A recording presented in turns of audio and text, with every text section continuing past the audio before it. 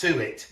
It is easy, and you will use this with, honestly, chicken, fish, salmon, pork, even ordinary steaks. So what I'm going to do, I was going to pour that in there, fool.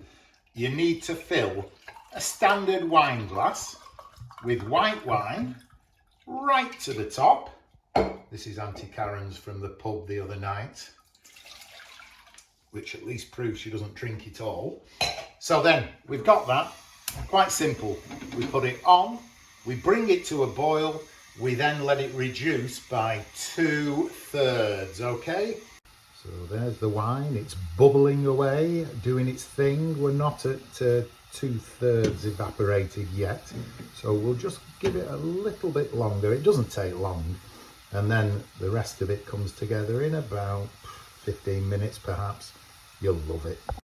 Still she bubbles, but while she's bubbling I shall just show you what else is required, and literally what you're looking at is it. You need 300 millilitres of whipping cream. Couldn't get any from Aldi, they don't do it, so I had to venture into Sainsbury's without my Nectar card, so I probably got ripped off.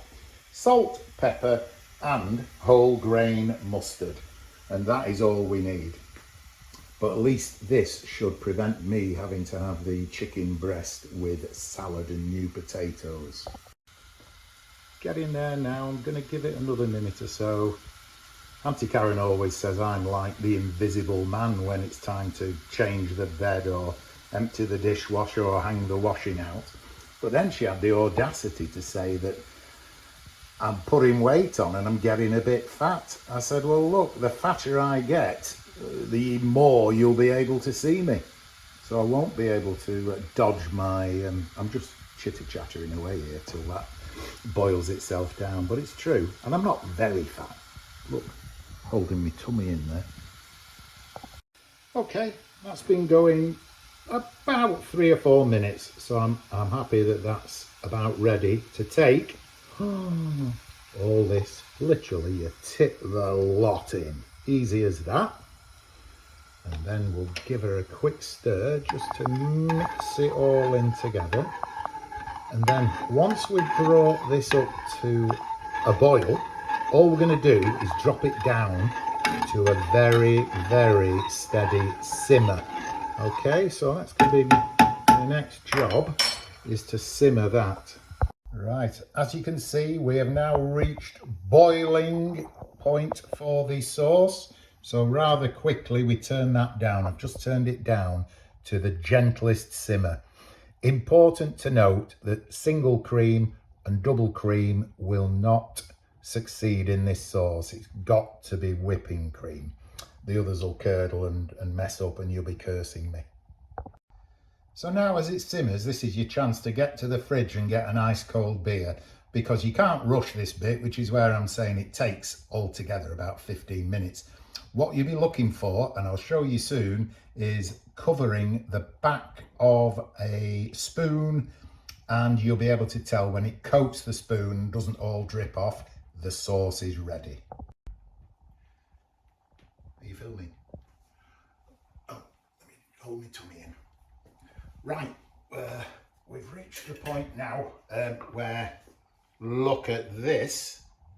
This is now ready, and you can tell because it is now coating the back of the spoon. So we know that we've reduced it enough. So now all that remains for me to do for this particular chicken dish is a good teaspoon of whole grain mustard. Give that a good stir in. Cameraman, come a bit closer while I do that. There we go. And the final thing, as ever, is season, bit of salt, touch of pepper,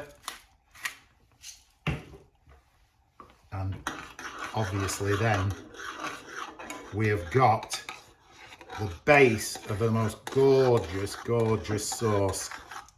If you find it's a bit runny, it literally needs a tiny bit of corn flour, but the flavour is absolutely to die for. So with that, I give you the base sauce.